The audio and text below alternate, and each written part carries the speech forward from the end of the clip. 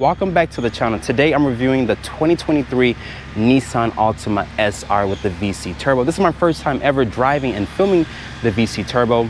If you guys are on the market for a Nissan, be sure to check out HGreg Nissan and ask for Gaby. She will get you into a new or pre-owned vehicle. But let's talk about pricing here for the Nissan Altima SR with the VC Turbo. Starting price is $34,990 with the destination, also the options. This one stickers for $37,420.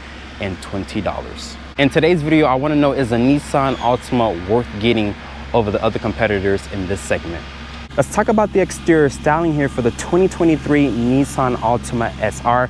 This one also has the VC Turbo underneath the hood. We'll talk about the powertrain specs in just a moment. As you guys can see here, for 2023, Nissan has updated the front styling here to this mid-size sedan here. Looking at these taillights here, they're going to be an LED projector headlight with an automatic low and high beam, LED turn signal, and daytime running lights. It does come standard on all models of the Altima.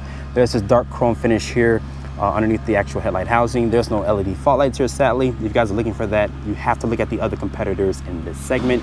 There's the large V-Motion grille here with the SR badge. This also wears the new Nissan logo compared to last year's model with this front-facing camera there. I like the nice square pieces here in the actual grille. Let me know in the comment section what you guys think about the updated Nissan Altima SR here. I like this matte-like finish paint. It looks like a cream color to me. It looks really good with the dark chrome and the gloss black trim. Looking at the side profile, this has a 111.2-inch wheelbase with an overall length of 192.9. So it is right on par with every other mid-size sedan in this segment. I like the nice exterior changes Nissan has made for 2023. Looking at these multi-spoke rim designs here, these are a 235/40 Bridgestone tire. They're wrapped in this 19-inch rim design. I wish Nissan would have painted the brake calipers red. Maybe you guys can do aftermarket or a dealer installed option. There's this gloss black mirror cap here with this LED side marker underneath. This also has a 360-degree camera. We'll talk about that in a moment. And it's also the standard size sunroof. If you guys are looking for a panoramic option, you have to look at the other competitors in this segment. There's this floating roof design here to give it that really coupe-like look. Looking at the taillights here, they're gonna be an incandescent design, which is a turn signal, brake light, and reverse light.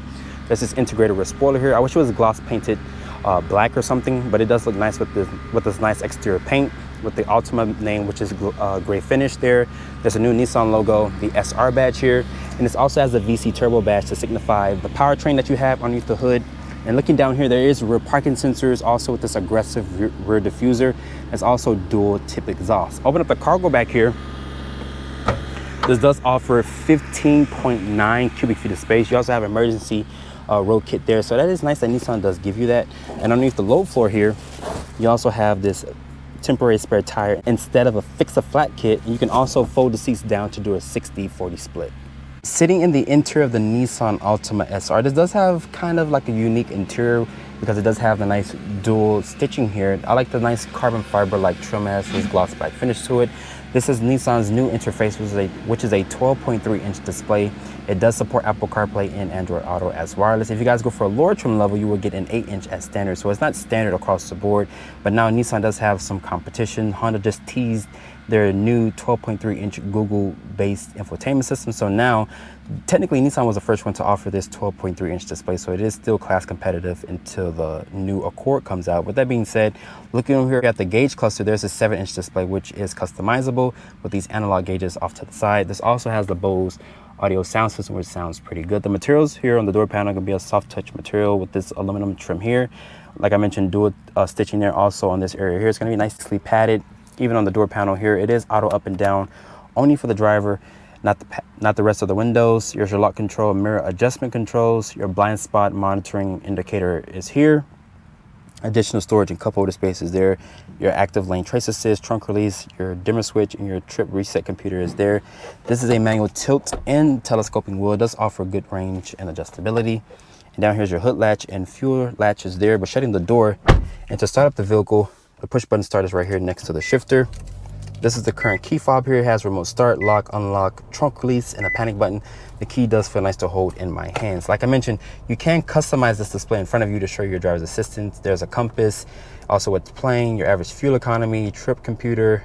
So you can customize this to your liking and whatnot. The materials on the dashboard are gonna be a nice leather here with more of that nice dual stitching. Like I mentioned, 12.3-inch display. Going into the new Nissan interface here, very beautiful, very bright screens, very fast here, and there's your Nissan Connect services there with Alexa. There's all your apps. It's loading information. I think this does have over-the-air updates. Going here to Apple CarPlay, as you see, it takes up the entire screen here. Even when you open up the maps, there are some other competitors that have like a split screen that you cannot take up the full display. But it is nice that Nissan is offering this new technology here on the Altima. So this should be trickling down to some of their other models and vehicles very, very soon. There's some shortcut buttons here. There's your camera, dimmer switch, sync and track, a volume knob. There's your air vents here also with the hazard button. Dual climate control. There's only 2 level heated seats. You can't get cool seats. I'm surprised to see that. Maybe Nissan might rectify that for the next generation. Also a heated steering wheel function. I like the nice satisfying click that it has once you turn on the heated functions for the seats or for the steering wheel.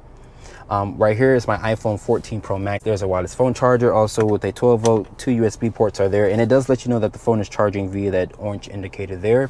There's 2 cup holders here above me. There's going to be incandescent lighting, also an SOS button, and this does have this nice standard size sunroof. Sadly, it's not a panoramic option, but if you guys want that, you have to look at the other competitors in this segment. But I do like that Nissan does give you this sunroof here. The seats, one of the best seats in the segment. I have expressed that Nissan does have one of the best seats in the segment. Very supportive and comfortable. The materials on the dashboard are going to be a soft touch ejection molded plastic. Like I mentioned, 2 cup holders, electronic parking brake, auto hold. Putting the vehicle into reverse here, it does reveal a top-down 360 view. There's trajectory with distance markers. Putting the vehicle into park here. And that's also a low mode if you guys are going on a very steep or decline and whatnot. You guys can put it in this low mode. And there is paddle shifters here. Over here is for your driver's assistance tech, your volume controls. There's also where's the new Nissan logo. I like the nice orange stitching here. Very thick rim here to hold in my hands. High quality leather here. The center armrest does have that nice stitching here. Open it up, it does reveal a good amount of storage in there.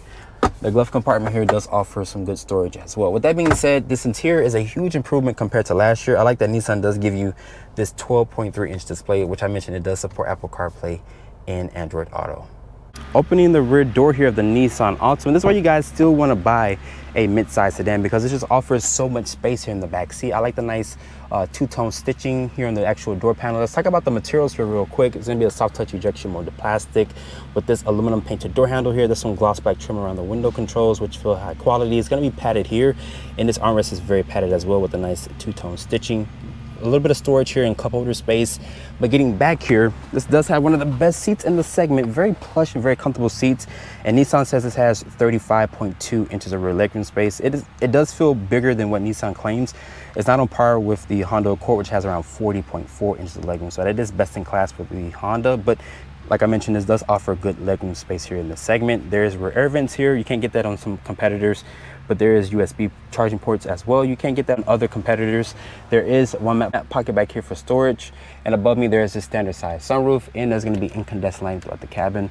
Pulling this armrest down here, it does reveal 2 cup holders. Overall, the back seat of the Nissan Altima does offer plenty of space.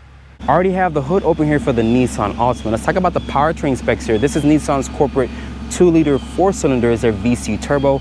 On regular gas, this vehicle will make 236 horsepower and 267 pound-feet of torque. If you guys feed it the good stuff, which is the premium, it will make 248 horsepower and 273 pound-feet of torque. It is only paired with CVT transmission. It's a very good transmission paired with this VC turbo. If you guys are looking for a different transmission, you can look at the other competitors, which includes a 10-speed automatic, an 8-speed automatic, and also an 8-speed wet dual clutch. As the Altima sits here in the SR, it weighs in around 3,400 pounds. All Altimas still remain front-wheel drive. All-wheel drive is available. But making our way over to the fuel door here of the Nissan Altima SR. Let's talk about fuel economy here. Nissan says this is rated to get 25 in the city, 34 on the highway, and 29 combined. So I'm back behind the wheel here of the 2023 Nissan Altima, but this one I'm showing you guys is the SR with the VC turbo. So it's a very powerful powertrain here if you guys feed it the premium stuff. So on regular gas, it makes 236 horsepower and 267 pound-feet of torque, which is nothing to sneeze at. It's still good horsepower and torque numbers. But if you guys give it premium gas, it will make 248 horsepower and 273 pound-feet of torque. So that's even more horsepower if you guys give it the good stuff. With that being said, this only has one transmission option, which is a Xtronic CVT. It's a good transmission. So right now, if I turn here, you can keep in mind, on Altimas are front-wheel drive. This thing gets up to speed real quick, and this is my first impression with the VC turbo. This is my first time ever driving this powertrain. I've driven the base powertrains, you know, as you guys know, over the channel over the last few years or so, but I have never driven the VC turbo. It's a very silky smooth powertrain, and it does have a nice grunt from it for it to be a 4-cylinder. The visibility out of the Alitma here is great. You also have this kind of low dash. The infotainment system kind of gets in the way just a little bit. It's a nice 12.3-inch display. It does support Apple CarPlay and Android Auto as wireless. My iPhone 14 Pro Max is down here charging on the wireless phone charger. The seats in here are one of the best seats in the segment. Very plush, very supportive. They're only 2-level heated. You can't get cool seats. You have to look at the other competitors if you want that. Also with the panoramic option, but I like that Nissan does give you this standard size sunroof here. The visibility, like I mentioned, is good. You also have these blind spot monitor indicators inside the cabin here. This also has 4 collision warning, rear cross traffic alert, emergency braking, cruise control here. So all the nice driver assistance tech that you guys want, Nissan does give it to you here. Like I was saying back there, this does have one transmission choice, which is a CVT transmission. If you guys go for the Honda Accord 2.0, that'd be a 10-speed auto. You go for the Sonata Inline or Kia K5 GT, that's an 8-speed wet dual clutch. And the Camry TRD Pro, that does have that 8-speed torque converter automatic. So you only have one transmission choice here, but it's not a bad transmission paired with this VC turbo. It's very snappy, it's responsive. I like the nice acceleration, the nice grunt, even though it doesn't have quote unquote a traditional 10-speed if you go for the performance powertrain here. But with that being said, it's still a good transmission. It kind of knows when to be in the torque band and the meat of the power band. It's really good, and this engine loves to rev, and I like that. It has that low end grunt. The torque is very low down, and the power delivery is just silky smooth. I don't have to wait like a 3-4 seconds just for the turbos to spill up and for me to go. It's like instantaneous here. As you guys can see, I'm just like, you know, just going along here, and it gets up to speed very quick. The ride quality in here is just buttery smooth. For this to be the performance Alitma, I wasn't expecting it. I thought it would have a rough ride here, but it is just really smooth. It drives like an everyday Alitma. Like I mentioned, the cabin quality is good. It's very quiet in this vehicle as well. As you guys see, this truck is passing by. I don't even hear it. Good sound deadening materials that Nissan uses here. Like I mentioned, it has cruise control with their 360 shield here, so it protects you and your family on a long road trip. If you guys want to put your family in the back, it does offer good legroom space. It's not class competitive, but it is still good legroom space that you get. The trunk is also up there with the other competitor as well, so plenty of legroom space in the back seat, plenty of cargo space. If you guys are looking to put your family stuff or your family back there, there's a good reason to still buy a mid-size sedan. If you guys are anti-SUV, there's a lot of people that don't care for SUVs or pickup truck. It's just too big to park. Sedan is just like an everyday commuter car. It's good on gas. This is ready to get 25 in the city, 38 on the highway, and 29 combined. So the fuel efficiency here is good, even though this is the performance model. But keep in mind, you have to give this stuff, you have to feed it the premium stuff if you guys are looking to get, you know, good horsepower and torque from this powertrain. But on regular gas, it still offers a good acceleration. Let's come to a stop here and let's see what it would do. I'm going to put into a sport mode here, which is this little slit or little marker here that you press, and it does put into its sport mode here. It's in a sport mode. You can kind of hear the turbo whistle a little bit. But this vehicle is just so good. I mean, to tell you guys the truth, I mean, I would pick this over the other competitor. It is a bargain compared to the Accord when it's fully loaded, compared to the Camry when it's fully loaded, the Kia Twins or corporate twins. This vehicle does offer a really good bargain if you guys listen to what I was saying in the beginning about the price tag. Some other competitors, they top out around $44,000, if not a little bit more than that. But keep in mind, this segment here is very class competitive. So with that being said, if you guys are looking for the bargain performance sedan in this segment, the Alitma should be at the top of your list. After spending time with the 2023 Nissan Altima SR with the VC turbo, this vehicle does offer great acceleration. I love the nice tech. I like the new face that Nissan is offering here with this refreshed Altima here. With that being said, the question I asked in the beginning of the video, is a Nissan Altima worth getting? And the simple answer for me is going to be yes, because it is a bargain compared to the other competitors like the Hyundai Sonata Inline, the Kia K5 GT, the Toyota Camry TRD Pro, and also the Honda Accord Sport 2.0. But like I mentioned, it is a bargain. With that being said, hope you guys have enjoyed this review here on the 2023 Nissan Altima SR with the VC Turbo. Be sure to check me out on Instagram at Drive1Reviews. Hit that subscribe button and turn on post notifications, and I will see you all in the next video.